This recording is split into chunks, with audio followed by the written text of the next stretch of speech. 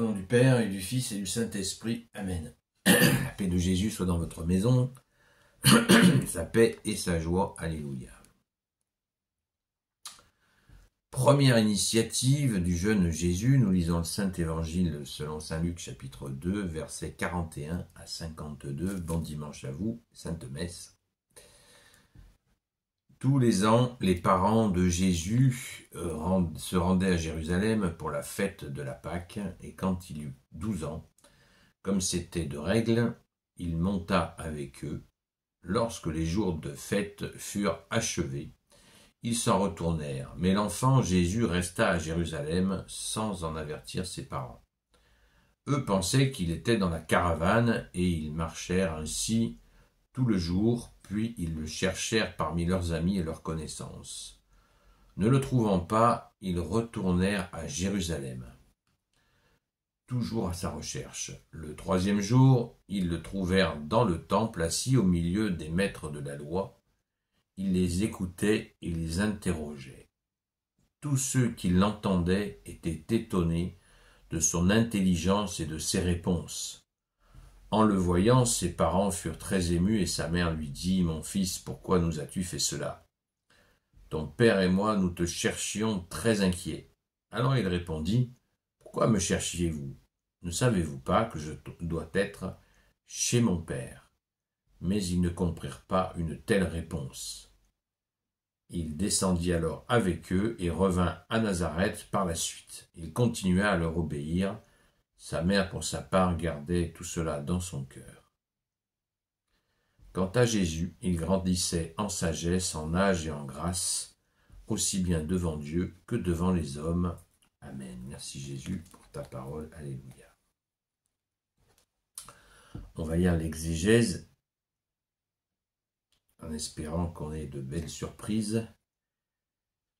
Au cours des années à Nazareth, Jésus découvre la vie comme n'importe quel enfant ou adolescent de son âge.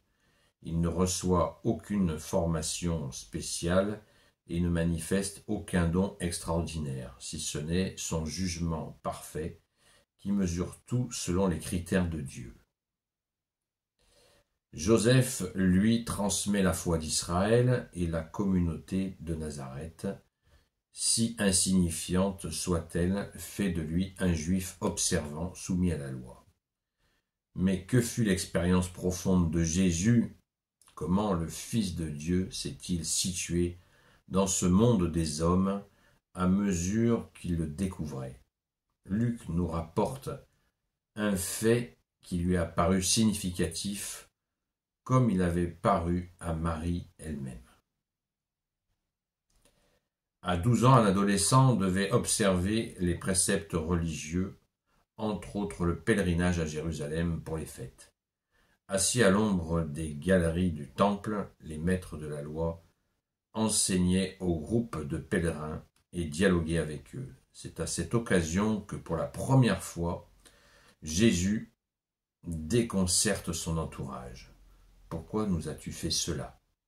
L'Évangile fait ressortir cette incompréhension.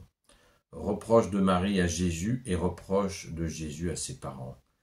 Puis il met en relief la conscience que Jésus a de sa relation privilégiée au Père. Jésus a connu à sa façon les étapes du développement psychologique et il les a dominées. Comment a-t-il pu rester 2 jours sans penser que ses parents allaient s'inquiéter pour lui? Mais non, il a pensé que cette déchirure était nécessaire et il a conquis sa liberté de façon radicale avant de se retrouver avec eux. Au lieu de parler de l'enfant perdu comme on fait souvent, il serait plus exact de dire que le jeune Jésus s'était découvert. Waouh, c'est magnifique. Je dois être chez mon Père. Il semble bien que Marie n'avait pas révélé à Jésus le secret de sa conception et c'est lui qui prend les devants. Alléluia. Ils ne comprirent pas. Marie avait entendu le message de l'Annonciation et elle savait se dire que Jésus était le Fils de Dieu, mais elle n'avait jamais pensé que d'être fils de Dieu serait cela, même que Jésus venait de... que serait cela même que Jésus venait de faire. Cette incompréhension n'était pas réservée à Marie et à Joseph. Luc ne dit rien de plus sur la vie de Jésus à Nazareth jusqu'à ce qu'il ait 30 ans, l'âge où il commence à prêcher. Il a été l'apprenti de Joseph et il est devenu à son tour le charpentier de Nazareth. Joseph a dû mourir avant que Jésus ne se manifeste, car autrement Marie serait restée avec lui. Quand Jésus quitta sa maison, la communauté chrétienne de Nazareth a conservé longtemps des objets fabriqués par le charpentier, fils de Dieu. Alléluia. Merci Jésus. Eh bien, je ne regrette pas de l'avoir lu parce que c'est extraordinaire. C'est très bien dit. Et il y a un élément de contexte sur lequel je voudrais insister, c'est que la Galilée donc était la région la plus pauvre et Marie, Joseph et Jésus vivaient donc dans ce milieu rural extrêmement pauvre où les gens vivent de manière communautaire en fait. Donc on peut imaginer assez facilement que les enfants quand ils partaient en voyage, donc en pèlerinage à Jérusalem, les enfants étaient tous ensemble. Donc quand vous avez une ribambelle d'enfants, les parents peuvent se dire, ben voilà, il est dans le lot avec toute l'équipe de gamins. Et du coup, il y a une attention qui peut se relâcher. Ça, c'est pour ceux qui voudraient accuser, qui ont l'index un peu facile.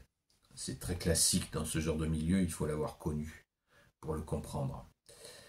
Merci Jésus. En tout cas, l'exégète nous a bien expliqué que Jésus a pris les devants et expliqué qu'il est bien auprès de son Père, du ciel et de la terre. C'est magnifique.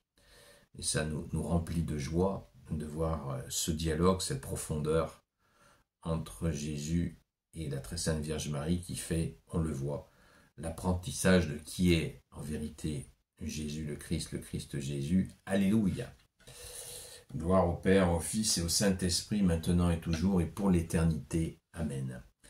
On voit déjà l'honnêteté de l'Évangile, puisqu'on nous montre là quelque chose d'une faiblesse et d'une puissance. C'est tout à fait beau et plein de vérité. Merci Jésus. Ô Jésus, toi qui peux tout et qui portes tout, je te confie toutes celles et ceux qui regarderont cette vidéo ainsi que leurs proches. Selon ta seule volonté, ô Jésus. Sainte Marie, Reine des cieux, toi l'Immaculée Conception, toi qui écrases le serpent, toi qui as la lune sous tes pas, toi notre Mère, Notre-Dame, Saint Joseph, toi le juste et le saint, toi le sage, toi la terreur des démons, toi le saint gardien de la Sainte Église catholique apostolique, Sainte Marie-Madeleine, notre chère Sainte Patronne, et vous tous les saints et saintes amis de Jésus, Saint Michel Archange, Saint Gabriel Archange, Saint Raphaël Archange, et vous tous les anges qui servez Jésus, je vous confie toutes celles et ceux qui regarderont cette vidéo, ainsi que leurs proches, selon ta seule volonté, ô Jésus.